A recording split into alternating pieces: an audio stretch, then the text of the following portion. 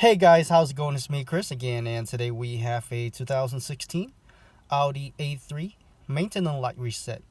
We are going to use these buttons down here: the start button, the menu button, this button right here on the left hand side, and the scroller. And the scroller also acts as an enter, so you can press on it. And we're going to be looking at that screen right there. Go ahead and turn on your car without starting.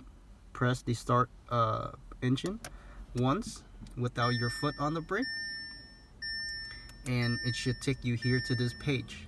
Now right here, as you can see, the vehicle is highlighted already. If not, then use the scroller to go find the vehicle, just like this, and then enter on vehicle,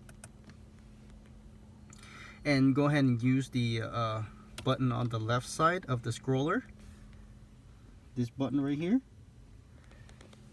and press on it. It will take you here. Now when you get here, go ahead and scroll down all the way to service check. Enter on service and check. Okay, go ahead and scroll down to service interval. Enter on it.